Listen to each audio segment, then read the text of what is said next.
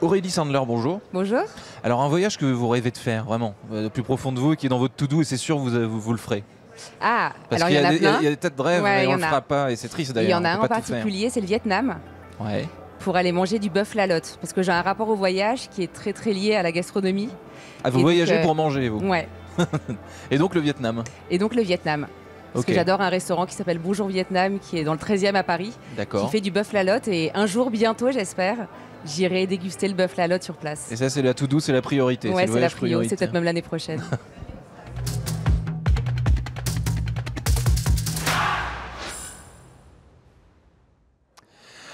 Bonjour à tous et bienvenue au Talk Décideur du Figaro, avec aujourd'hui en face de moi Aurélie Sandler, CEO d'Evaneos, l'acteur du voyage en ligne, le voyagiste en ligne. Lorsqu'on tape Evaneos sur Google, ce que j'ai fait ce matin, il y a d'emblée 4 onglets qui vous concernent, les voyages en famille, où partir cet hiver, loin des foules, et où partir cet été. Alors est-ce qu'on peut dire que ce sont les 4 piliers du voyage des Français en 2025 ? Alors on va dire que ça, c'est des clés d'entrée d'inspiration. C'est-à-dire qu'on choisit son voyage en fonction de avec qui on voyage. Piliers inspirationnels alors. Exactement, des piliers inspirationnels. Et puis après, il y a un trait d'union entre les différentes envies de voyage et puis les différents contextes de voyage. C'est une vision du voyage authentique. Et notre spécificité, c'est de mettre en lien les voyageurs en direct avec des agences locales basées à destination. Pour créer des voyages qui sont vraiment inspirés par les locaux, qui sont irrigués par la connaissance du terrain et qui permettent de sortir des sentiers battus. Voilà. Le Vietnam, du coup, c'est quoi? C'est loin des foules? C'est dans quelle suggestion? Ah, dans quel le onglet? Vietnam, c'est en famille, Ouais. hors des sentiers battus. Ouais. Et avec, si possible, un impact plus durable en travaillant avec des communautés locales et en soutenant aussi les communautés en voyageant. Donc en choisissant des hébergements qui appartiennent à des locaux. Donc c'est cette vision-là qui nous anime et que je partage à 100%. Que vous insufflez en fait depuis le début, parce que vous n'êtes pas fondatrice, vous avez Non. rejoint Evaneos, j'ai vu. Exactement. Vous avez été directrice de la marque Aigle, vous avez travaillé en agence de pub, en agence de créa, chez VP aussi. Ouais. Alors comment Evaneos est venu à vous il y a 6 ans, ou peut-être Ouais. peut-être c'est l'inverse d'ailleurs? Non, Evaneos est venu à moi. En fait, j'ai un parcours qui égrène différents types d'entreprises et d'industries. Le point commun, c'est quand même souvent des entrepreneurs français, des marques françaises, que ce soit des marques qui se créent ou des marques patrimoniales comme Aigle, qui sont des fleurons, qui ont encore un outil de production qui reste assez unique en France et qu'il faut réinventer et contribuer à leur succès. Et donc moi, c'est ça qui m'anime. Et donc j'ai beaucoup eu l'occasion de travailler pour des marques françaises avec des entrepreneurs. Aigle, typiquement, c'était une marque un peu à dépoussiérer, entre guillemets, Exactement. disons, ce qui a été fait Ce qu'on appelle d'ailleurs une depuis belle quelques endormie. années. Ouais. Exactement. Et c'est assez peu connu, mais un gros succès en Asie. Donc une marque très puissante, très aspirationnelle en Asie, mais en revanche qui était un peu cantonnée aux bottes de pluie pour les enfants en France, en Europe, et qui méritait d'être dépoussiérée, et qui a la particularité d'avoir gardé un outil de production en France, avec un savoir-faire sur le caoutchouc qui est unique. Et moi, ces histoires-là, elles me fascinent, parce que j'aime beaucoup les marques et leur histoire, et puis parce que ça donne du sens, je trouve aussi, à l'énergie qu'on met au quotidien.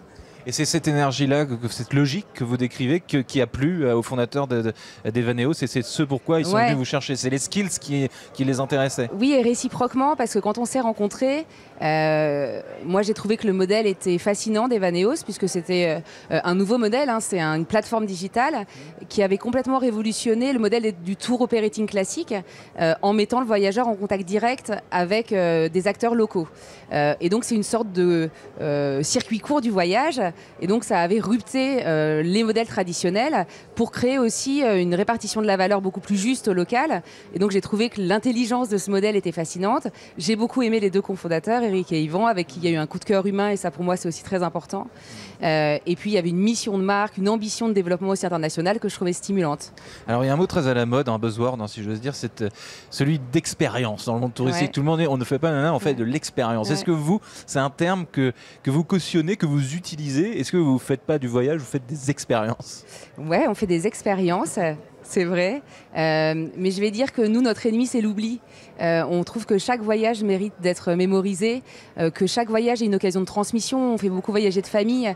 Et c'est vrai que ce qui nous tient à cœur, et en général, c'est pourquoi elles aiment ces expériences-là et pourquoi elles reviennent, c'est parce qu'il se passe quelque chose dans la façon de vivre, dans les valeurs qui s'incarnent aussi à travers les voyages qu'on fait. Et surtout dans des vies qui sont assez trépidantes. Ce sont des moments qui incarne une expérience, donc j'y reviens à ce mot-là, mais qui doit être mémorable. Et ça, c'est notre combat. Voilà. Votre combat, en gros, votre promesse, c'est d'avoir une espèce de moment en famille dont on se souviendra toute sa vie, en gros. exactement, qui partagent aussi en transgénérationnel une vision du monde. Donc à travers la façon dont on voyage, ça dit aussi qui on est. Et c'est vrai pour les familles, mais pas uniquement. On fait voyager aussi les couples. Vous avez parlé des bien familles, sûr. oui, parce que c'est le plus gros. Enfin, votre clientèle type, c'est quoi le plus souvent? Alors je dirais que c'est les familles et les couples qui voyagent à deux ou qui voyagent en groupe d'amis. Et c'est nos deux plus gros segments de voyageurs. Alors une destination du coup qui a vraiment le vent en poupe. Ouais. La destination là de 2025, c'était quoi? C'est quoi? Et ensuite on parlera des cycles justement de mode, parce que en fonction des années, en fonction des réseaux sociaux, en fonction des tendances, il y a un été où on a l'impression que tout le monde est au même endroit, et c'est jamais. Enfin si, il y a quelques invariants comme la Grèce par exemple, ou des choses comme ça. Mais voilà, expliquez-moi un peu les coulisses justement du choix des destinations. Alors cet été par exemple, les grosses destinations chez Evaneos, il y a eu le Pérou. Donc il a un peu pris le pas sur le Costa Rica, qui a été pendant plusieurs années une destination assez phare en Amérique latine. Donc là, c'est le Pérou. Dont on parle presque plus. Dont on parle un peu moins, mais du coup, c'est le moment d'y aller, parce qu'on construit aussi beaucoup, nous, nos inspirations de destination en essayant d'être à contre-courant. On encourage la montagne l'été pour éviter d'avoir les pics saisonniers juste de ski et essayer de désengorger un peu les stations balnéaires. Il y a aussi beaucoup de voyages maintenant en Islande, en Norvège, qui ont lieu l'été. Et donc aller au nord et pas forcément au sud l'été, et pas forcément toujours pour chercher les aurores boréales, même si ça reste formidable, mais c'est d'essayer de jouer le contre-courant, aussi parce que l'expérience du voyageur, elle est beaucoup plus agréable quand on n'est pas dans des hordes de touristes. Enfin, vous l'avez vécu, j'imagine, on n'aime pas trop faire la queue, et puis c'est plus agréable d'être en contact avec des locaux qui ne sont pas harassés de touristes, et le fait de sortir des périodes traditionnelles de voyage, ça aide. On ne peut pas toujours le faire malheureusement, mais c'est ainsi. Le contact avec les locaux, vous l'avez répété plusieurs fois, c'est vraiment indispensable pour vous dans votre recette, peu importe le voyage, peu importe la destination. Ouais, et puis c'est vraiment la clé de notre modèle. Tout notre savoir-faire, ça a été de constituer un réseau d'agences locales, d'experts locaux qui sont souvent des petites entreprises locales et qui connaissent parfaitement leur destination, qui ont à cœur de préserver leur destination et qui permettent pour n'importe quel voyageur de découvrir comme si on avait un ami sur place. Nous, c'est vraiment notre vision. Et d'ailleurs, on voit dans nos voyageurs, quand ils rentrent de voyage, ils parlent bien sûr de la destination, mais ils parlent de Pablo qui a organisé leur voyage au Mexique, de Sacha qui a organisé leur voyage au Monténégro.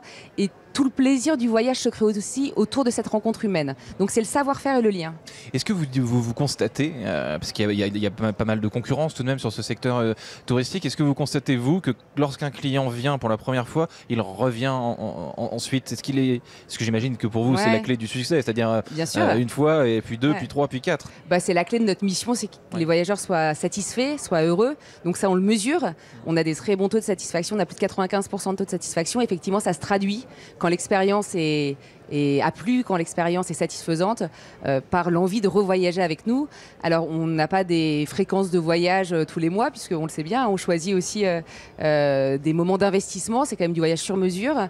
Et puis, on a des périodes de vacances qui sont structurées dans l'année, mais on aime bien se dire que nos voyageurs, tous les ans ou tous les 2 ans, reviennent avec nous pour découvrir une nouvelle destination. Qu'est-ce que vous avez apporté? Donc, je l'ai dit, vous êtes chez Evaneos depuis 6 ans. Votre patte à vous, c'est quoi? Qu'est-ce que vous avez, vous, personnellement, sorti de votre rythme pour insuffler dans cette boîte qui, je le rappelle, a été créée par deux cofondateurs il y a déjà quelques années? Alors, c'est un travail d'équipe, mais je dirais que moi, dans ce qui m'a beaucoup animé, ça a été de renforcer tout l'engagement pour un impact plus positif sur la planète. Aujourd'hui, le voyage, on le sait, a des complexités par rapport aux enjeux d'impact, que ce soit le carbone, que ce soit les flux touristiques qui sont parfois pas très bien maîtrisés, donc le tourisme de masse. Donc il y a un certain nombre de problématiques. Et comme je l'ai expliqué tout à l'heure, à la racine du modèle, il y avait la volonté de créer un changement. Et donc ça a été de pousser ça, donc de m'inscrire dans la vision des fondateurs, mais en essayant d'aller plus loin dans le niveau d'engagement et aussi d'assumer, c'est notre culture aussi, un peu de, on va dire, l'esprit d'aventure, d'assumer parfois un peu de prise de risque. On a décidé d'arrêter de vendre les city breaks qui étaient accessibles en avion. On a décidé de plus vendre Mykonos et Santorin l'été. Là, on est en train de travailler sur des sujets de temps de séjour versus temps de trajet. Il y a des no-go, il y a des destinations que vous bannissez par choix éthique, si on peut dire. Oui, alors c'est pas du bannissement, mais c'est plus une question de réorganiser les flux. Si je prends l'exemple de Mykonos et Santorin, l'été, c'est des gros pics de trafic qui sont problématiques et pour l'expérience voyageur et pour les locaux. Donc on encourage aujourd'hui à aller visiter ces îles qui sont merveilleuses hors saison, On peut y aller en mai et l'expérience n'a rien à voir. On peut y aller en octobre, elle est formidable aussi. Et puis en été, si on souhaite absolument aller en Grèce, il y a la Grèce continentale qui est formidable. Et puis sinon, il y a l'Albanie, le Monténégro, la Crète qui est formidable aussi. Et donc voilà, c'est juste un peu de changer son imaginaire. Très clair. Alors vous vous souvenez, c'est amusant parce que vous avez un petit peu évoqué cette question-là, mais l'expression le monde d'après qui a été utilisée en 2020, est-ce qu'il y a vraiment un monde d'après aujourd'hui ou pas? Parce qu'on a parfois l'impression, alors là vous me dites, voilà, on a changé ci, on a changé ça, on a une conscience écologique plus prononcée, mais dans une autre mesure, vous dites, voilà, Mykonos et Santorin, c'est full de chez full l'été, les avions sont tous pleins, et on a l'impression que c'était pareil en 2018 et qu'on y est de retour, quoi. C'est vrai qu'il y a une grosse prise de conscience. On se souvient de Venise pendant le Covid avec la régénérescence des écosystèmes. Il y a eu une prise de conscience des effets du tourisme de masse qui était problématique pour les destinations, et donc une volonté globale, et qu'on a observé dans les chiffres. On fait beaucoup d'études récurrentes pour identifier les intentions de voyage, et on a vu une croissance très importante de l'intention de voyager mieux. Donc d'avoir des choix plus responsables dans le voyage, et ça c'était pour plus de 80% des voyageurs, donc c'était une intention massive. Ce qui est sorti aussi, c'est la difficulté de savoir comment s'y prendre, et du coup une demande des voyageurs pour avoir des réponses, mis à part l'hôtel éco-responsable qui est un peu la face immergée de l'iceberg. Comment on voyage mieux? Et donc, nous, on essaye, au-delà de notre façon chez Evaneos d'organiser le voyage, de donner des clés, d'être pédagogique par rapport à ça. Parce que finalement, chaque voyageur peut avoir des bons réflexes. Voilà.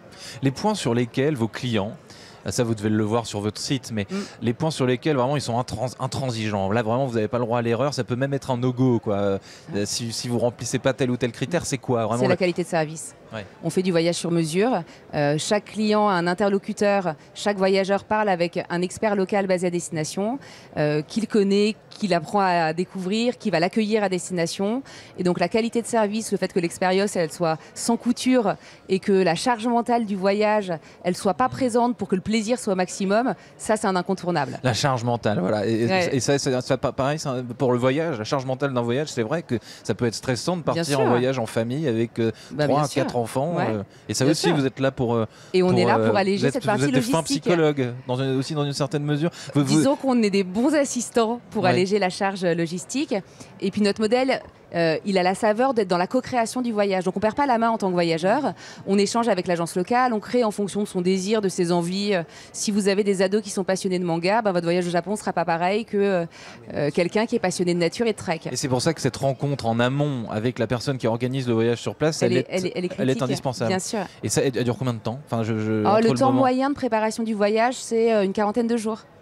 Une quarantaine de jours. Alors, c'est pas des jours pleins. Hein. Oui, mais entre le moment où vous allez faire une première rencontre avec l'expert local, ça peut aller plus vite si vous êtes en last minute dans votre comportement de voyageur. Mais sinon, ça peut prendre effectivement plusieurs semaines, le temps de bien déterminer vos envies, de pouvoir avoir les bonnes recommandations d'hébergement, d'activités, de guides locaux, de chauffeurs locaux en fonction de vos envies qui s'adaptent à vous. Très clair, il nous reste une petite minute, Aurélie Sandler. Donc on a évoqué votre destination pour l'année prochaine, c'est le Vietnam. Et la destination tendance, est-ce que vous savez déjà nous dire ce qu'elle sera en 2026, là, dans les prochains mois? Pour l'année prochaine, je pense que le Pérou a de belles heures devant lui. Le Pérou encore, ça va durer quelques années. Et aussi les destinations nordiques l'été, parce que le réchauffement climatique fait aussi que les gens vont plus chercher un peu de fraîcheur et que finalement il y a moins de monde dans les pays du Nord l'été. Pour le moment. Pour le moment, et que c'est des destinations formidables. Moi, je connais très bien Oslo et la Norvège. C'est une super destination à vivre l'été. Et donc voilà, ça fait partie, je pense, des beaux projets à créer pour les années à venir. Merci Aurélie Sandler. Donc, vous êtes CEO d'Evaneos et merci d'être venu ici à la REF pour répondre à mes questions. À très bientôt. À très bientôt.